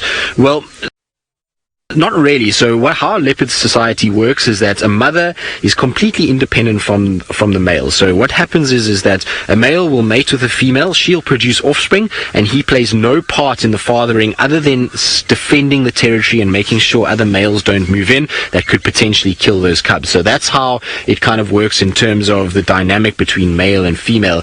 When it comes to food, the males are always king. They will chase the females off food. So let's say, hypothetically, these were two females that we saw here. You would probably find the male would come in and assert himself and try and take over the carcass. That's generally what happens, and that's what makes what we're seeing here so unique, is that this dominant male is not actually chasing the two young males off food. I have seen dominant males with younger males before on carcasses, and normally the dominant male is the one that controls the food item, pushes the two youngsters away, and that's why this is just such an odd sighting and just so unique, and something that we'll probably in all likelihood not see again in a very, very long time. We're being absolutely spoilt by having a situation like this. Now, in the background, there's also some hyenas that are starting to arrive as well. So they do have natural predators. There you can see a hyena is just running in now. Now I wonder if this hyena is going to start chasing any one of the leopards. There you go. You see it's starting to come in. So they've heard the crunching of the bones, and now they're coming in to investigate if there is some scraps. Now, Soval, this is one of the predators that leopards have to worry about. Not so much when they're big adults like what we see here. So these young males and this big dominant male don't have to stress about a hyena like this. When they're cubs, hyenas are very, very, very dangerous to leopards, and a number of leopard cubs are killed by hyenas every year. Then the other predators that they'll have is lions. They'll also have a situation where other male leopards will be a problem. So let's say this male leopard produced cubs with a female. If a new male leopard came into the area, he's going to kill those cubs to bring that female back into estrus and try and then assert himself as a dominant individual. But this hyena is slowly but surely walking straight towards the big dominant male leopard. Now, a big dominant male leopard and a young hyena like this are not going to really scrap it out, because that young hyena is going to be nervous. You can see the hyena is now turned. The leopard's just watching him. His head is down. He's focusing and just watching what's going on. And the hyena is now deciding rather to come towards the young individual. And he's probably going to try and rob this young individual. So he'll use bravado, and the hyena will rush in to try and push the youngster away. And being a young leopard, you see he's nervous and he runs and drops the food item, and the hyena can then steal it. And that's why they go up into trees with their food, is to try and protect their food and to try and keep it to themselves. Now, Brianna, you're asking how far are we from observing these leopards? Well, at the moment, the closest leopard to us is probably, I would say, about 20 meters away. It's not very far at all. And the thing is about this area is that because we are around every day and we find these leopards when they're still tiny and they're cubs, they get very used to the vehicles. And so some of these leopards will lie right in the shadow of the vehicle and not worry about us at all. And so we're very fortunate in that we do have relaxed leopards, and it's one of the reasons that this particular area is probably the singular best place to view leopards in the world. It is an incredible part of the world to see a leopard, and it's why this reserve became famous, and it's because these leopards have become so used to our presence that they move around very, very close to us, and we are able to get these intimate views of leopards as they go about their life. And you can see they're not perturbed by us at all, so they're not looking at us, they're not watching what our movements are, they're just in a situation where they are completely acting naturally and doing their own thing. And that's all because we don't try and steal food from them, we don't chase them, we don't hurt them, there's no hunting that takes place in any of these areas, and that means that the leopards have become trusting of these vehicles and know that the vehicles are not something to worry about. They're completely unperturbed by them. Now, you may have noticed some of the other vehicles that are in the area with us, and so there are tourists that are in this particular section of the reserve, and so if you do hear a vehicle coming in and out, it is because of that situation, is that there are tourists that are coming to see these animals as well. Dab, this area is most certainly protected. This is an area that is heavily protected. We have basically armed anti-poaching units that will patrol to make sure that people are not coming in here and hunting illegally. All of the animals that lie inside here, as well as the vegetation and everything else, are completely protected, and so it is a protected area, and we form part of what is called the Greater Kruger National Park. So it is a massive tract of land in the northeastern corner of South Africa that is protected, and we are a different game reserve that is attached to the Kruger National Park, which is the national park, and this is a private land area, but it is open and it forms one big ecosystem that is completely protected, and the animals are free to roam around in a massive area.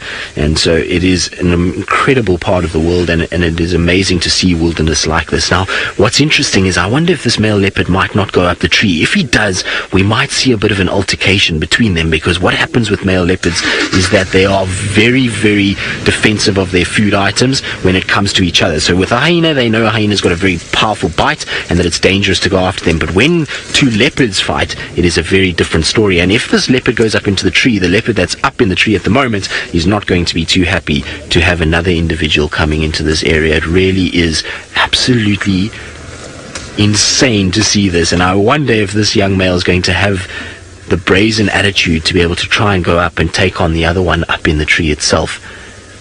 Looks like he might go up. He's busy sniffing around at the base there. You can see the hyenas still lurking in the background as well. They're still watching and waiting for more scraps to be dropped down. And look at that leopard. Look at those beautiful eyes. And you can see he's sniffing as well.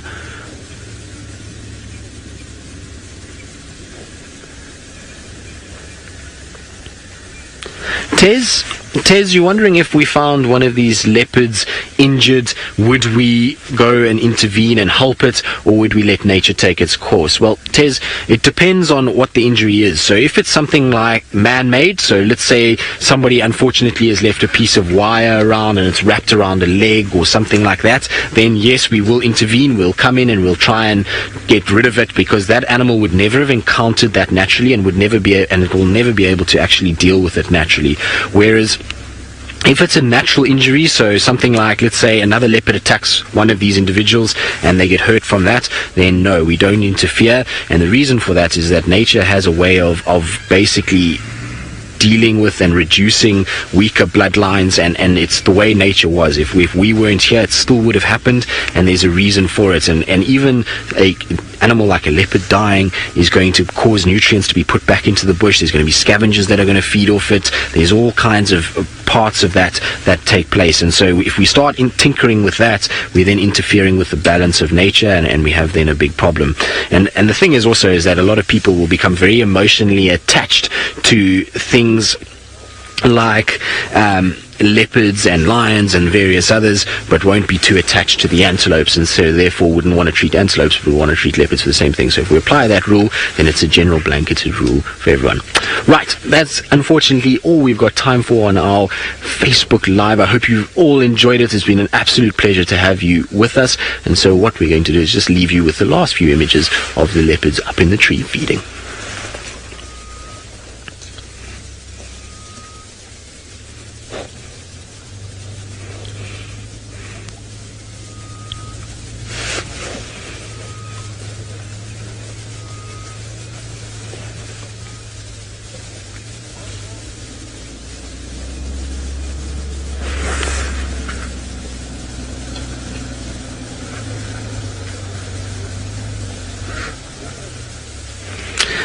Alright guys, so we're back to our normal feed, and so it's still just an absolutely incredible sighting. Unfortunately, I'm not going to be able to stay here for much longer. There's a number of vehicles that are trying to get into the sighting, and we've been here for quite some time, so I am going to have to start chatting on the radio and trying to just let some of the other guys get in and get a chance to see them. Ultimately, this is not something that happens every day, and we want to give everybody an equal opportunity of seeing what goes on. So unfortunately, I think that's all we're going to be able to do today, and all we are going to be able to spend time doing, unfortunately, because it is, like I say, just that kind of sighting that everybody wants to come and see.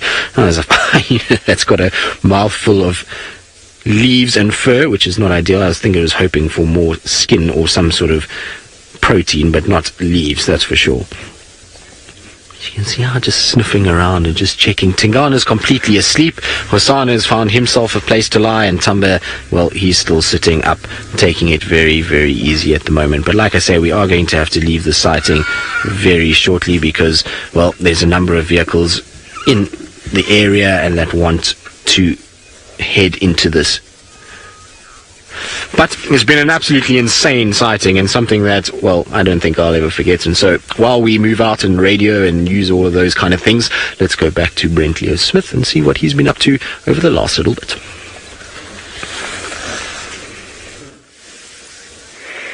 Well, we've been traveling far and wide and far and further and wider and further till eventually we found one of the actual prides we set out to look for this morning. But we found them quite far away from where I've ever seen them before.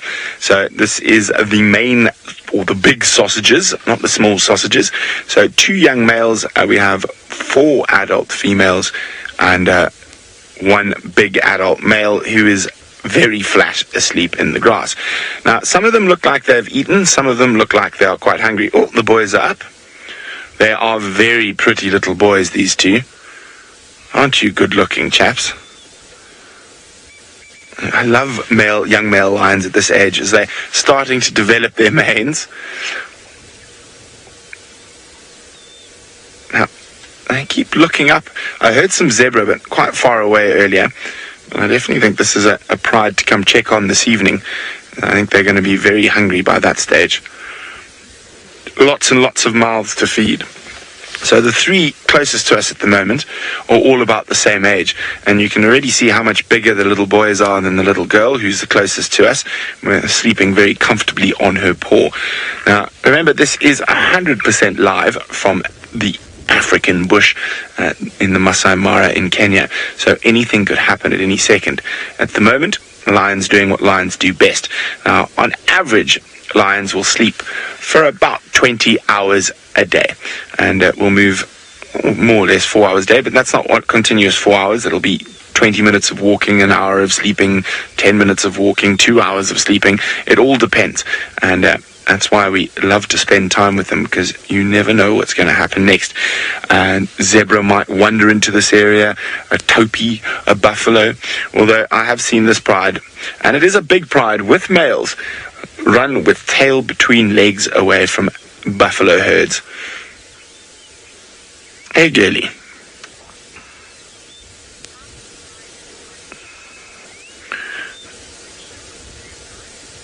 Linda would like to know how many males or females are in this pride.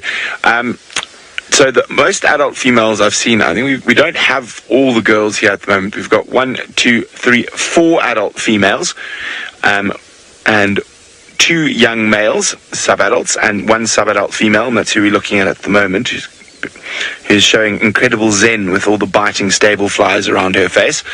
And the male coalition is 3 males that I've seen together. Now, I think this male who's lying in the grass here is the ginger male, who's got a very big chunk out of his nose. I think I was actually speaking about him this morning. I think it's him. It's difficult to see, obviously, because his head's deep down in the grass. But he did raise his head a little bit earlier. Oh, one of the young boys is up. He's going to go say hello. And you can see as he walks to... Oh, here we go. You nearly got a smack, my little man. Yes, that's him. He's been in another fight, though. If you look at his eye, he's got a bit of a scar. But you see his nose? There we go, that very distinct scar on his nose. Now he's got a very distinct scar above his eye, but he's going flat there. So he's a proper battler.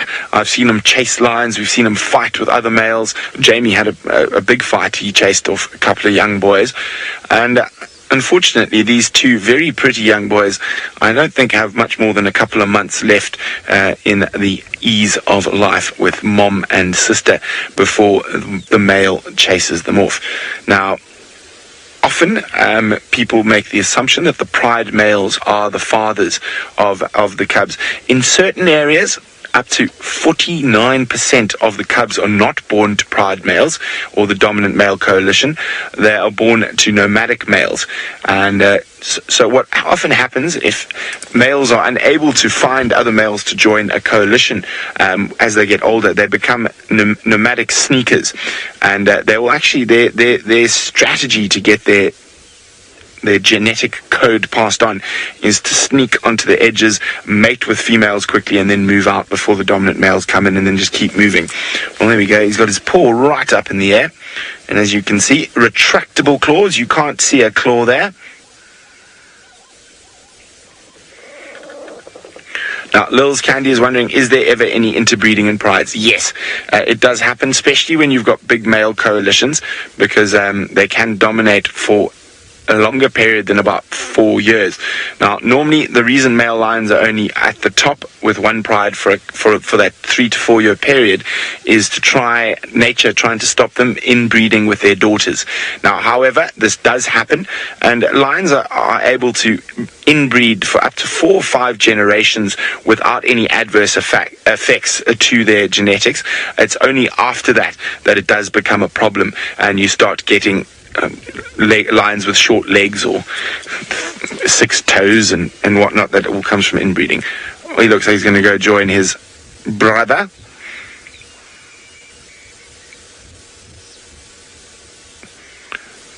Courtney, he's going to go say hello to the big boy. You might get a smack, little man. Actually, they're a little bit younger than I thought. They maybe have another 7 or 8 months with them, yeah. So these guys are under 2 years old still. Courtney was wondering, do the flies bother? You can see the flies are bothering that big male, especially because he's got a fresh wound above his eye. And you can see why he lies like that. He's keeping that wound against the grass to try stop the flies really, really bothering him. So these little stable flies are very irritating. And on very hot days, and especially after rain, where there are a lot of flies about, you do find lions in the Mara quite often sitting up in shepherd's trees. And the reason they do that is to try get into the breeze a little bit, to get out of into the breeze and get out of the flies. Now, it's going to be very interesting watching these pride, especially these bigger prides, to see how they change their hunting behavior and what they're going to hunt. Are they going to move on to bigger things like hippo and buffalo, or they're going to stick to warthog? But it sounds like James is just full of lions today, and he's got some other flat cats to show you. I do, but mine is a very iconic flat cat, is it not, Batters? Yes, that's correct. Well done. It is, of course, Scarface, the male lion, who has got a scar on his right eye on account of the fact that he seems to be missing the right eyelid entirely, possibly lost during a scrap.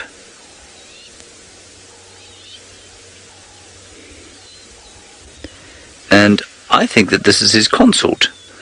I think that he, quite apart from just enjoying the company of this lady, I think that he is, thinking about some sort of late blooming cubs, I guess. He's thinking about becoming a father yet again.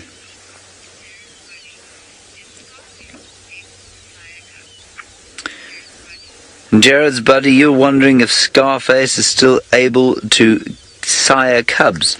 I guess we'll find out. There's no reason he shouldn't. I think that he's 11 or so. That's not beyond siring cubs at all. What is interesting, though, is his withered right thigh. You can see there his hip is withered. And I don't know why that should be the case, but there's obviously some problem there, because on the other side, the left-hand side, it's not like that. And it's resulted in, of course, that nasty limp that he's got. But he's had it for a long time. He seems to be absolutely fine. Now, if I was a male lion, I'd be very pleased with a sort of, what should we call it? Thick blanket around my head like Scarface has got, because it's like a pillow, I'm sure. I'm sure his soft face doesn't ever touch the ground on account of the pillow that he wears around his head. It is a magnificent mane that he's got. The female is so asleep I'm not even sure she's alive. Well, I am, I can see her breathing. There we go, he's up. Look at his face, Craig. Craig said he didn't think he was very good looking. Well, didn't say it very loudly. He's a grizzled fellow, isn't he?